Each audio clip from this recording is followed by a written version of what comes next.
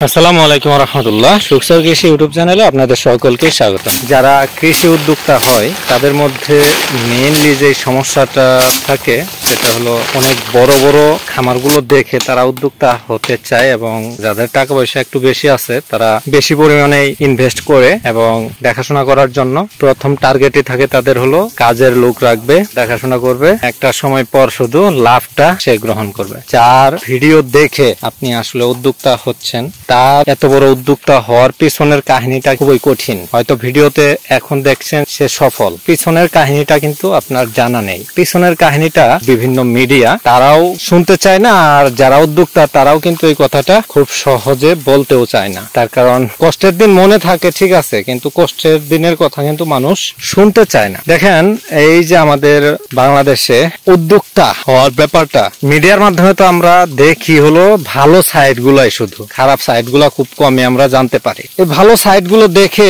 আমরা যখন খামার শুরু করি, আমি তো দেখলাম একরকম, এখন হচ্ছে আর এক রকম, পরবর্তীতে কিন্তু আর খামারের প্রতি আগ্রহটা থাকে না। থাকবে কিভাবে? আপনি তো দেখছেন শুধু ভালো দিকটা, এই যে পিছনের কাহিনীটা এটা তো আর আপনি জানেন না। তো যার কারণে উদ্যোক্তা তৈরি হচ্ছে, কিছুদিন যায়, তারপর আবার বন্ধ করে দেয়, আবার নতুন উদ্যোক্তা শুরু হয়। এইভাবেই একটা সার্কেল হয়ে গেছে।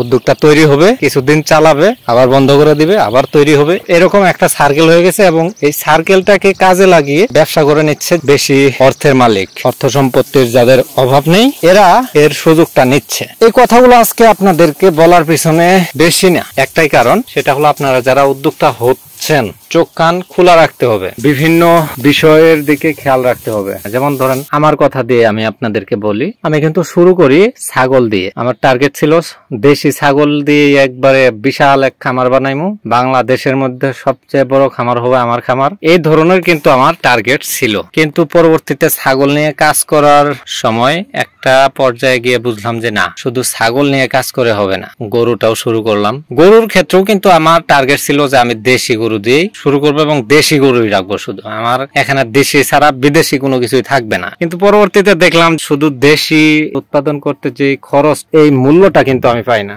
আপনি শুরু করেন, শুরু করতে হবে, যেটা দিয়ে শুরু করেন শুরু করেন, শুরু করলে না বুঝবেন যে আসলে কোনটা দিয়ে কি হবে না হবে। ইউটিউবে ফেসবুকে তো আপনি সব ধরনের তথ্য পাবেন না, আর কার কোনটাতে কিভাবে লাভ হচ্ছে এই বিষয়গুলো কিন্তু মানুষ সহজে শেয়ার করে না। আরেকটি কথা যেটা আপনাদেরকে বলা হয়নি সেটা হলো, আপনাদের মধ্যে কিন্তু অনেকেই আছেন যারা চ্যানেলটি এখনো সাবস্ক্রাইব করেন নাই, তারা অবশ্যই চ্যানেলটি সাবস্ক্রাইব করে বেল বাটন ক্লিক করে রাখবেন। আর যারা খামার করতে চাচ্ছে তাদেরকে অবশ্যই ভিডিওটা শেয়ার করবেন। ভিডিও যদি ভালো লাগে সেক্ষেত্রে একটা লাইক করতে পারেন, আর ভালো না লাগলে সেক্ষেত্রে ডিসলাইক দিয়ে টুস করে কেটে পড়তে পারেন।